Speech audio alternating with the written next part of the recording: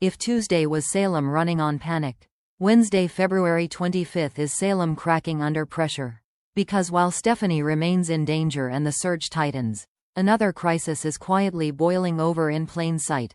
Holly's mood swings hit a new level, and the people around her still don't understand the real cause. At the same time, EJ makes a move that could drag Liam deeper into the DiMera underworld. Philip steps up for Gabby in a way that could shift loyalties, and Leo and Dimitri's Alimania storyline turns into a fight over control, disguised as an argument. So let's break down everything coming on Wednesday, February 25th, and what it might really be setting up. Wednesday puts Holly Jonas front and center, and the tension isn't just that she snaps again. It's that nobody around her knows why she's snapping. Because after Holly goes off on Ari, the question isn't simply, was that rude? It's deeper and way more unsettling. Is Holly actually feeling these emotions? Or is her body reacting to medication she doesn't even know she's taking? From Ari's perspective, it looks personal. Holly's tone, Holly's attitude, the way she attacks like she's been holding onto resentment for weeks. Ari reads it the same way anyone would. Jealousy.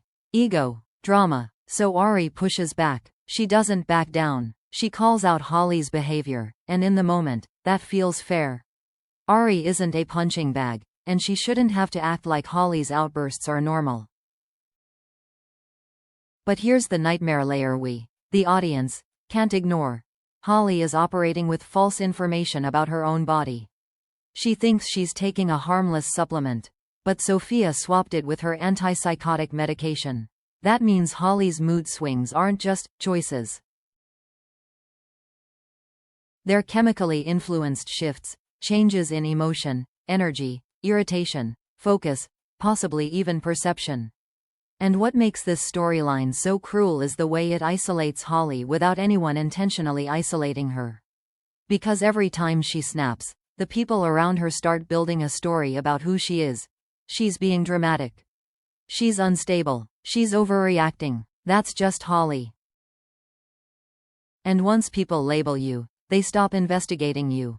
They stop asking what changed. They stop noticing the pattern. Which is exactly how Sophia's scheme gains strength, because Sophia isn't just controlling Holly's pills. She's controlling how everyone interprets Holly. It becomes social manipulation and chemical manipulation at the same time. And Wednesday is dangerous because this spiral doesn't stay contained to Ari.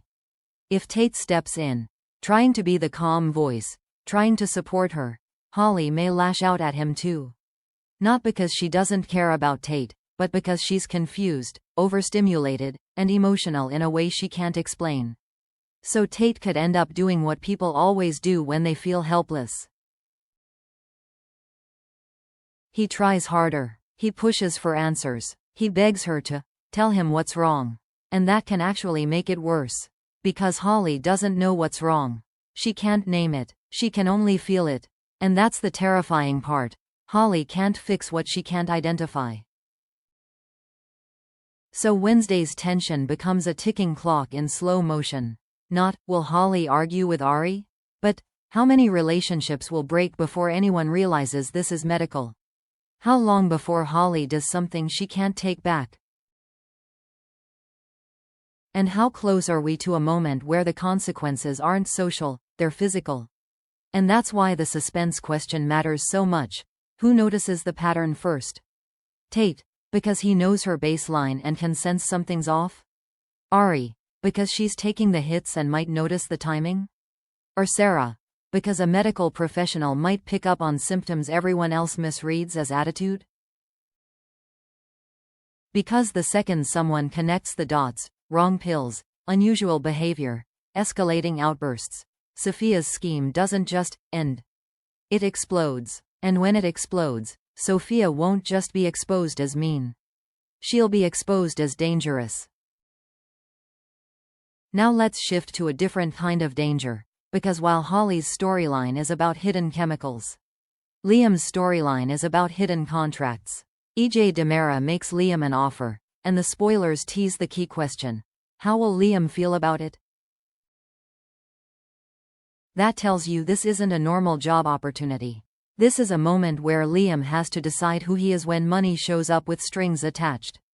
Because EJ doesn't offer a ton of money, unless he's purchasing something specific.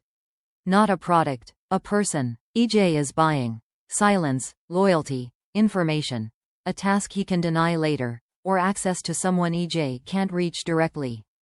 And Liam is the perfect target. He's desperate enough to be tempted, and connected enough to be useful, especially because he already brushed up against the crypt situation and gave police a description of the man who hired him. Liam is a bridge between EJ and Klaus is a bridge to Vivian. So this offer likely isn't random cash. It's a chess move. EJ might be trying to turn Liam into a confidential informant, a disposable runner, or bait to flush Klaus out. And the reason this matters is simple. If Liam says yes, he doesn't just get money. He gets pulled into a world where he becomes expendable. Because power players like EJ don't take the fall. They make sure someone else can. So Liam's reaction becomes the story. If he hesitates, we're watching a guy who's scared. Who knows he already got too close to something deadly and doesn't want to repeat it. If he accepts quickly, it confirms money is still his strongest weakness, and EJ knows exactly how to push that button. But here's the twist that makes it personal. Liam is forming a connection with Ari. That means Ari becomes collateral, whether she realizes it or not.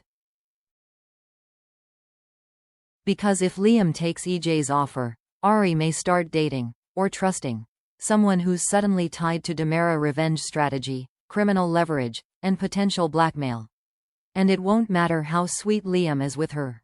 Salem doesn't care about sweetness. Salem cares about consequences. So now the tension isn't just, will Liam take the deal? It becomes, what exactly is EJ asking him to do? How quickly will Liam owe EJ a favor he can't refuse? And how long before Ari gets pulled into a storm she didn't sign up for? Because in Salem, money doesn't just buy comfort. It buys risk. And once EJ hands you cash, you're not being helped. You're being owned. So the real question heading into the next beats is chilling. What is EJ really buying? And what will Liam have to sacrifice once he's paid? While Holly's spiral and EJ's temptation unfold, the life or death storyline doesn't pause for anyone. Because Kat Green and Rafe Hernandez are racing to find Stephanie. And that word, racing, is everything. It means this is no longer a calm investigation where the cops politely gather details. This is crisis mode. It's movement, pressure, imperfect information, people acting on instinct because the clock is screaming in their ears. And if Kat and Rafe are racing, it strongly suggests they've got something, a clue, a lead, a whisper, a pattern. Maybe a partial location, a suspicious sighting, or a detail that finally clicks into place. But here's the cruel truth of kidnapping stories. A lead doesn't guarantee a rescue. It guarantees urgency, because leads can be real, or manufactured. And if the kidnapper is smart enough to infiltrate a hospital and vanish without immediate capture, they're smart enough to manipulate the search too. So Kat and Rafe might be sprinting toward the truth, or sprinting toward a trap designed to buy the kidnapper time. That's why this part of the story is so tense. It's not only, can they find her? It's, can they find her before the kidnapper changes the game? Because the moment the kidnapper realizes the net is tightening, they have options. Move Stephanie to a second location, increase restraints, silence her attempts to escape, or stage clues to mislead investigators. And Stephanie's reality on the other side of this search is brutal. She's restrained, she's trapped, she's trying to stay calm while her body and mind are in survival mode. In a storeroom, time doesn't move like it does outside. Minutes feel like hours. Every sound becomes a threat. Every pause feels like abandonment. And with Owen Kent looming in the storyline, the danger shifts from stalker to captor with history. Because Owen isn't just someone who wants control, he's someone who's had control over Stephanie before. That kind of obsession doesn't fade. It mutates. So Wednesday's tension is all about the clock, and the questions get sharper. Are Kat and Rafe closing in on the right place, or being pulled off course? Is the kidnapper still nearby, or already relocating Stephanie? And if they arrive too late, what does too late actually mean? Injury, trauma, or something even harder to undo? Because in Salem, rescues rarely happen cleanly. They happen seconds before disaster, and those seconds leave scars. Now, in the middle of all this chaos, we get a quieter storyline beat that could end up having major long-term consequences. Philip supports Gabby, fully, consistently, and without making it about himself. And the spoilers make a point of saying he's proving he's matured into a good partner, which tells you this isn't just boyfriend comfort. This is the show deliberately building a redemption image. Because Philip has a past. He's made selfish choices. He's acted impulsively. He's had moments where his needs came first. So if the writers are highlighting his support now, it means they want viewers to notice a shift. Philip isn't trying to win Gabby over with grand gestures. He's earning space in her life through steadiness. And in Salem, steadiness is rare. That's what makes it powerful. Gabby is the kind of character who's used to surviving storms. She's tough. She's sharp. She rarely lets people see her vulnerable for long. So when she does lean on someone, even slightly, it means something. This support could be emotional, practical, or both. Philip being the one person who doesn't pressure her when she's stressed. Philip helping her navigate a situation without turning it into drama. Philip proving he can be trusted when Salem is unstable. And that matters because in soap logic, support becomes loyalty. And loyalty becomes alliance. And alliances, especially between strong characters, become power. So even if this looks like a romantic beat, it might actually be laying groundwork for something bigger. Philip and Gabby becoming a unit. Not just in love, but in strategy. Because once Gabby trusts Philip as her calm place, she might also trust him as her partner in decisions, and that affects how she plays the Kuriaki's Demera chessboard going forward. So here's the bigger question this plants. Is Philip's support the beginning of a stable relationship, or the beginning of a power couple that could threaten someone else's plans? Because in Salem, relationships aren't only emotional, they're political. Finally, we have the Alemania thread, one that often looks lighter on the surface, but is built on complicated emotional leverage. Will Leo manage to win Dimitri over to his side of an argument? That phrase, win him over, is key. It means this isn't a casual disagreement. It's a tug of war over influence. Because Leo doesn't argue just to argue. Leo argues to persuade, to shift the emotional balance. To get Dimitri to choose him, either emotionally, strategically, or both.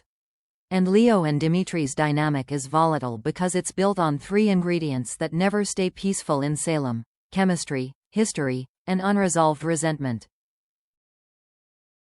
So even if they're arguing about something specific, plans, loyalty, who to trust, the real argument underneath is always deeper. Do you believe me? Are you with me or against me? Can I control what happens next, or will you? That's why it's a relationship power test.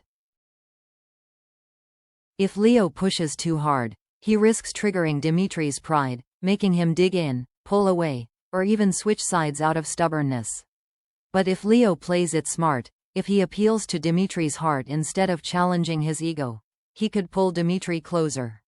And in a storyline like this, closeness isn't just romantic. It's dangerous. Because closeness creates leverage. The more Dimitri cares, the easier it is for Leo to influence him, and the easier it is for enemies to hurt them through each other. So the tension becomes, is Leo winning Dimitri over because he truly cares, or because Leo needs Dimitri as a piece on the board? And does Dimitri sense the difference? Because if Dimitri realizes he's being managed, the backlash could be massive. But if Dimitri chooses Leo willingly, then their bond becomes stronger, and far more explosive when the next conflict hits. So here's what Wednesday, February 25th is doing. It's tightening the pressure on multiple fronts. Holly escalates, while the real cause stays hidden. EJ tempts Liam with money that likely comes with a cost. Kat and Rafe move closer to Stephanie, but time is still the villain. Philip deepens his role in Gabby's life in a way that could shift alliances. And Leo and Dimitri hit another emotional crossroads. And the cliffhanger question heading into Thursday is this: which secret blows first, Sophia's medication scheme? EJ's real plan for Liam, or the truth about who's holding Stephanie? Because Salem is building toward a moment where someone won't just get caught. Someone will get exposed, and once that happens, everything changes.